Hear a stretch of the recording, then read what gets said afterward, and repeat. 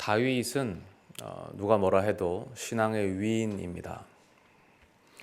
하나님께서는 다윗을 아주 많이 사랑하셨습니다. 그래서 다윗 언약이라는 약속도 주셨죠. 예수 그리스도께서는 이 다윗 언약에 근거해서 이 땅에 오셨습니다. 다윗은 사랑을 많이 받은 만큼 또 하나님을 많이 사랑했습니다.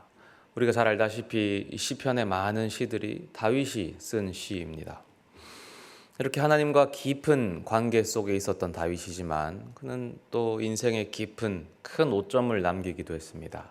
바로 밧세바 사건입니다. 욕정의 한순간 무너진 그는 유부녀였던 밧세바를 범했습니다. 그리고 이 범죄를 숨기기 위해서 밧세바의 남편인 우리아를 죽입니다. 그 과정을 잘 아실 겁니다.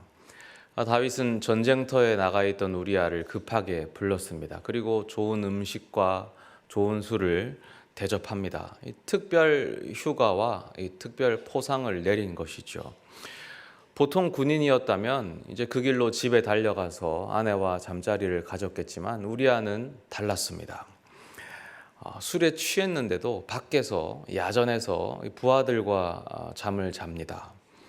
나의 지휘관과 부하들이 전쟁 중인데 제가 어떻게 집으로 가서 먹고 마시고 아내와 함께 잠을 자겠습니까? 이것이 이 우리아의 대답이었습니다. 그는 너무나 훌륭한 군인이었습니다.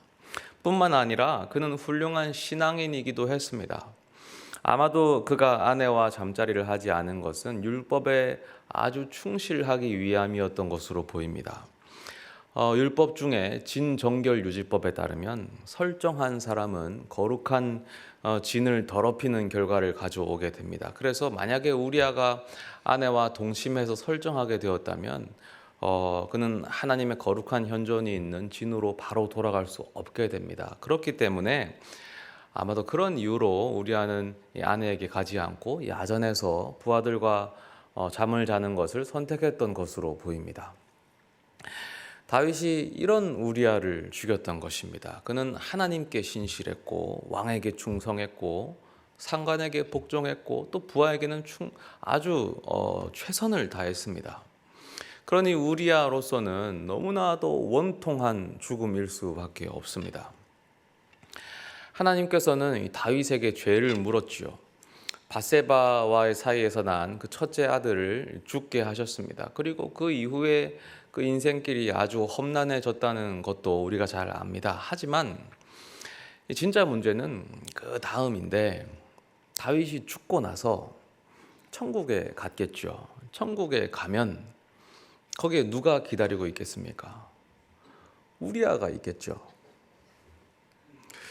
우리아가 다윗이 오기만을 얼마나 기다리고 있었겠습니까? 우리아가 죽을 때는 아무것도 모르고 죽었습니다. 그런데 죽고 나니 사건의 전말을 다 알게 됐을 겁니다. 배신도 이런 배신이 없습니다. 다윗이 우리에게나 신앙의 위인이지 어디 우리아에게 신앙의 위인이겠습니까? 정말 이건 씹어 먹어도 모자랄 원수입니다. 배신도 이런 배신이 없습니다. 어쩌면 하나님께 읍소하고 아뢰고 있었을지 모릅니다. 하나님, 설마 다윗이 천국에 오는 거 아니겠죠? 설마 저 나쁜 인간이 천국에 옵니까? 하나님, 이거 공정하지 않습니다. 이렇게 기도했을지 모를 일입니다. 그리고 어쩌면 밧세바에 대해서도 좋은 기분이 꼭 들었다고 볼 수도 없습니다. 밧세바가 다윗과 잘 살았습니다. 솔로몬을 낳고 그 솔로몬에게 권력을 이양시키기 위해서 아주 애쓰고 살지 않습니까? 하나님, 설마 밧세바도 천국에 옵니까? 그러니 이런 질문이 생깁니다. 나중에 천국에서 이 다윗과 우리아가 만난다면 그것이 과연 천국일까? 거기다가 밧세바까지 오게 된다면 거기가 과연 천국일까? 물론 이러한 질문은 나중에 예수님이 어리석다고 하셨지만 여기에는 이제 근본적인 질문이 있는 겁니다. 과연 이런 구원의 시스템을 만들어내신 하나님이 공정하실까? 왜 이런 질문이 생기냐면 하나님께서 이 행위대로 심판하시지 않고 믿음으로 심판하시기 때문입니다. 다윗이나 우리아나 바세바나 왜 구원받냐면 그들이 하나님의 백성이기 때문입니다. 행동에 오점이 있을지라도 하나님을 믿는 하나님의 백성이기 때문에 구원받습니다. 그러니 이 땅에서의 악한 인연들이 하늘에서 연결된다라고 생각할 수밖에 없죠. 우리에게도 원수 같은 사람들이 있습니다. 그런데 그 사람들 대부분 기독교인일 것입니다. 그 사람들 천국에서 만나면 모른 척 지낼 수 있겠습니까? 같이 가야 되고 영원히 함께 지내야 하는데 과연 거기가 천국일까? 이 믿음으로 구원받는다는 시스템이 정말 공정할까요? 오늘 우리가 읽은 이 본문은 바로 이 질문을 심화시킵니다. 예수님께서 십자가에 달리시는 장면인데 바로 옆에는 양옆에 두 강도가 함께 달렸죠. 다른 복음서에서는 그저 강도 둘이 함께 달렸다라고 하지만 누가복음에서는 그들과 예수님 사이의 이 대화를 자세하게 알려줍니다. 문제는 알고 봤더니 그 강도 두 사람 중에 한 명이 죽기 바로 직전에 예수님을 믿었다라는 사실입니다. 그리고 그 강도는 예수님으로부터 구원을 확답받습니다. 이 강도가 오늘 본문의 행악자라고 표현되는데 이 헬라어의 문자적인 뜻은 범죄자, 죄인이라는 뜻입니다.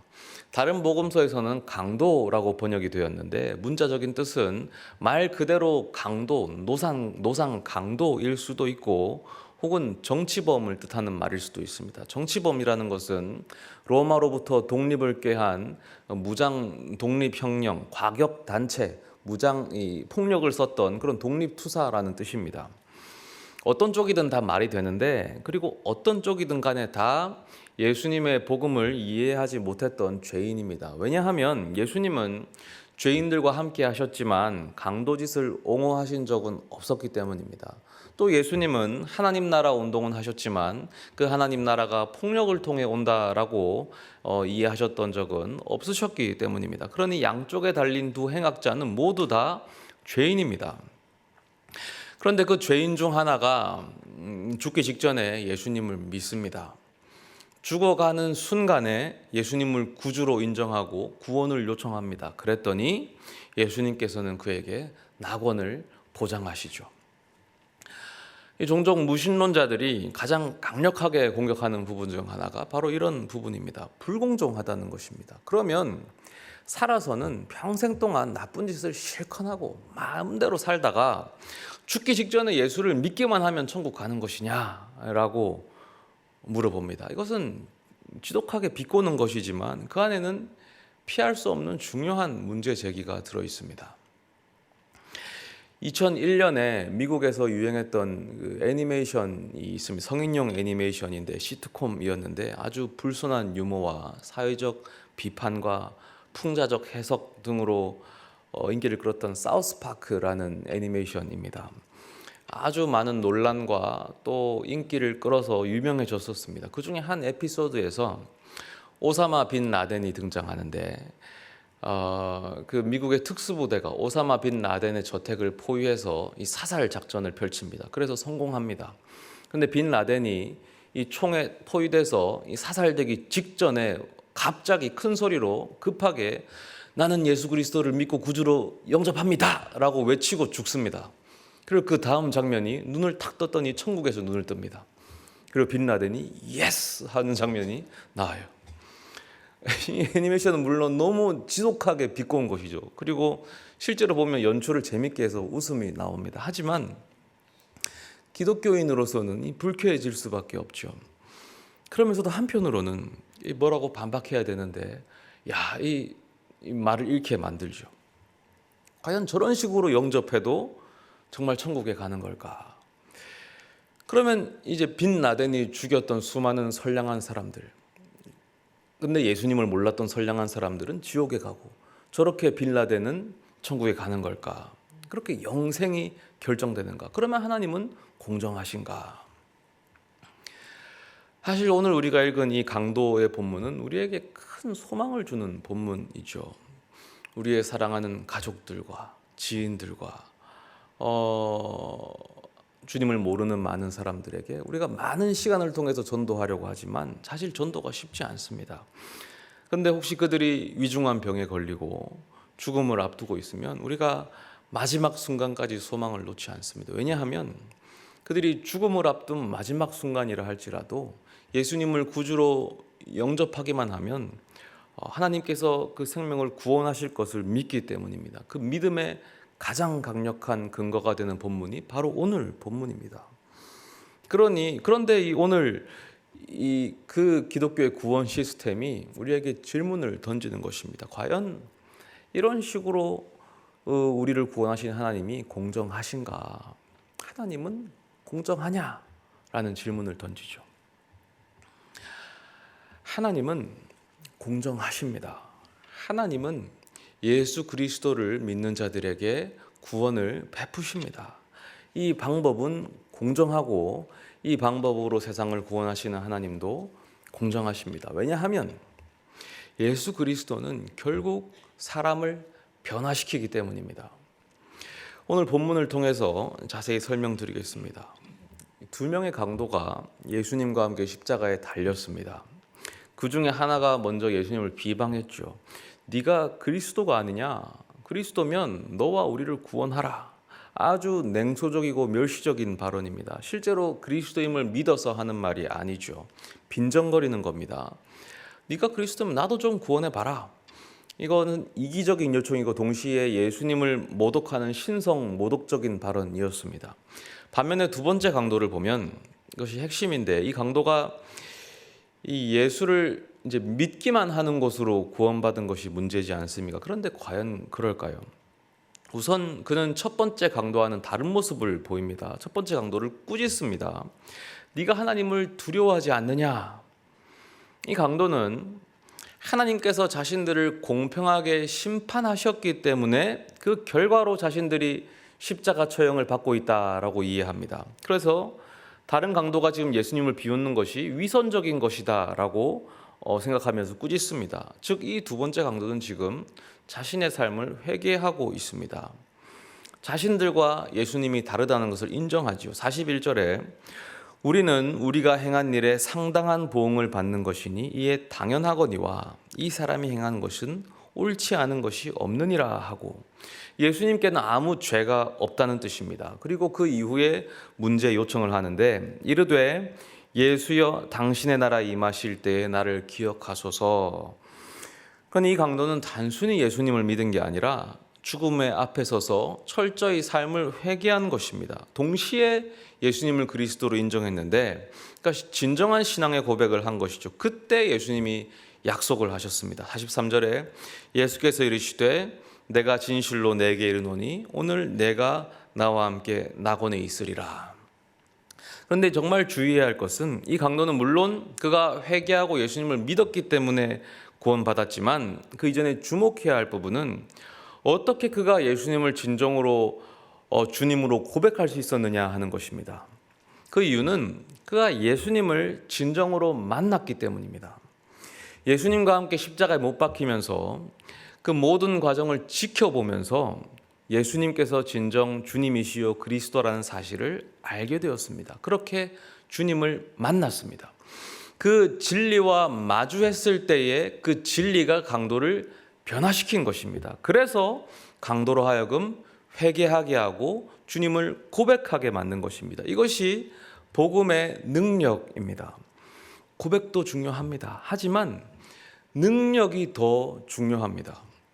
주님을 진짜로 만나면 그 주님의 능력이 사람을 변화시킵니다. 변화될 수밖에 없습니다. 그래서 고백은 뒤따라 자연스럽게 나오게 됩니다. 앞서 제가 미국의 그 애니메이션 예를 들었는데, 오사마 빈 라덴 같은 악인이 만약에 그런 식으로 예수님을 고백하고 죽으면 천국에 가느냐? 못 가죠. 아무리 고백해도 못 갑니다. 왜냐하면 주님을 만나지 못했기 때문입니다. 그러나 만약에 그러한 악인이, 혹은 그것보다 더 심한 악인이 죽기 직전에 주님을 진정으로 만난다면 천국에 가느냐? 천국에 갑니다.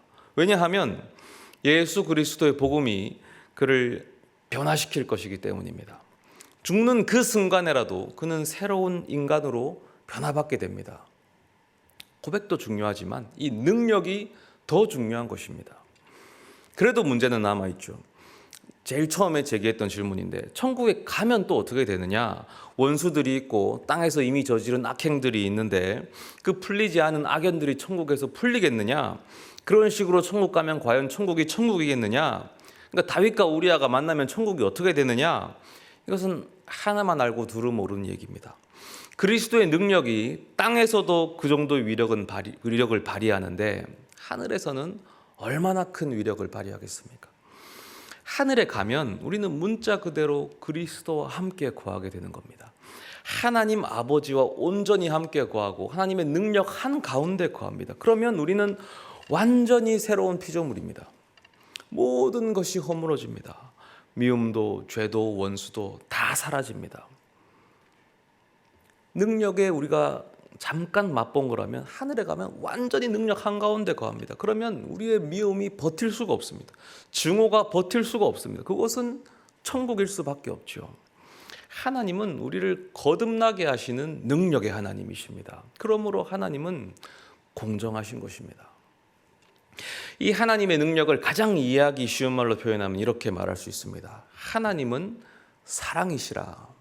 우리가 사랑이 사람을 변화시킨다는 말을 잘 알지요. 그런데 하나님은 사랑 그 자체이십니다. 그러니 하나님께서는 우리를 변화시키십니다. 이것은 당연한 말입니다.